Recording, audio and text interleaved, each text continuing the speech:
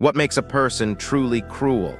Is it power, the ability to control others, or the decision to use that power without limits? History does not give us simple answers. It gives us real people, leaders, rulers, individuals who were once trusted, once followed, and sometimes even admired, but slowly something changed. Decisions became harsher, punishments became stronger, and fear became normal. Entire populations suffered, not by accident, but by choice. And the most unsettling truth is this: cruelty rarely begins with something extreme. It begins quietly, with control, with silence, with people who believe they cannot be stopped.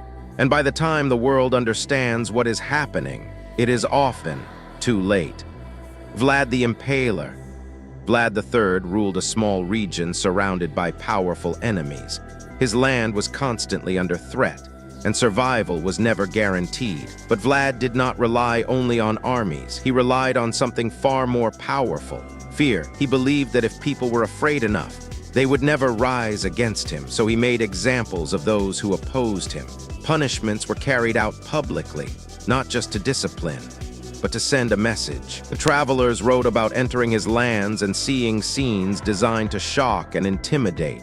These were not random actions. They were carefully planned displays, meant to spread fear across entire regions. To Vlad, cruelty was not chaos, it was control. Ivan the Terrible. Ivan IV became the first Tsar of Russia. At the beginning, he showed intelligence and strength, but over time, something shifted.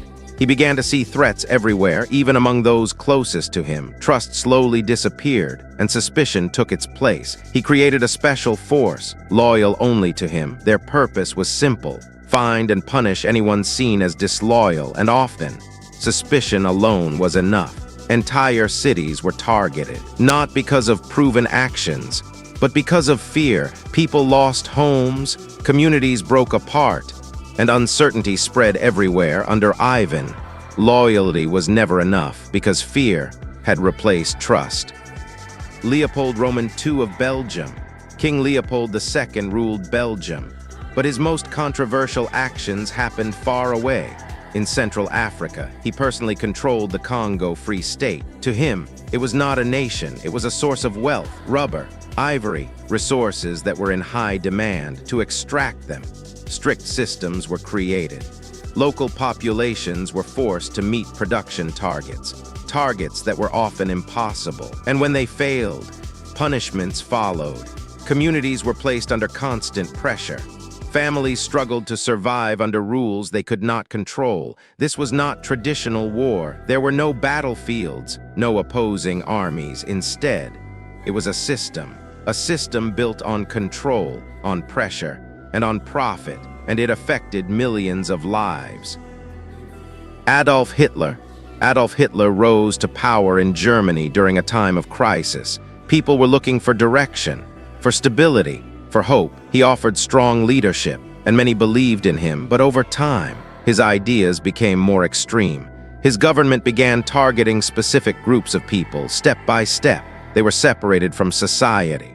Rights were taken away, opportunities disappeared, and slowly, normal life was no longer possible. These actions were not random. They were organized, structured, and expanded over time.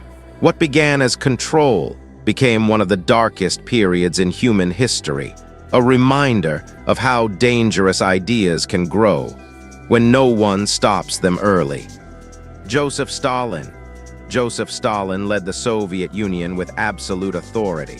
He believed that control was the key to strength. Anyone seen as a threat was dealt with quickly. People were removed from their homes and sent to distant regions. Many were placed into forced labor systems. Life became unpredictable. Even small actions or careless words could lead to serious consequences. Neighbors became cautious.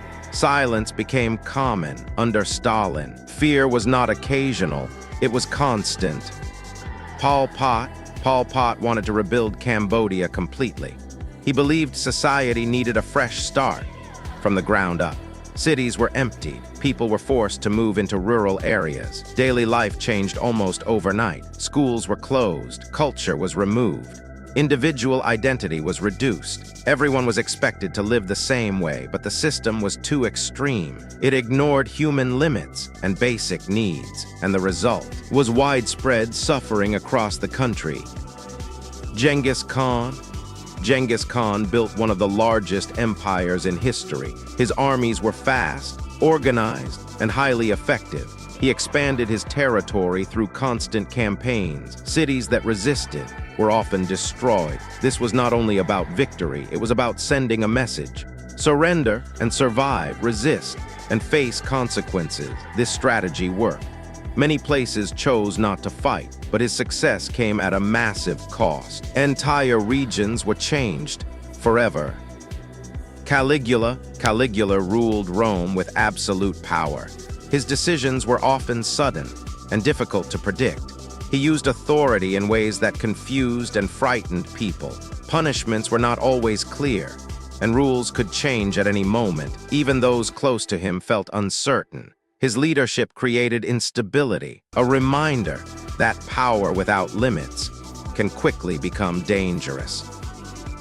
If you find these stories important and want to explore more of history's hidden chapters, consider subscribing, because history does not just tell us what happened, it shows us what can happen again.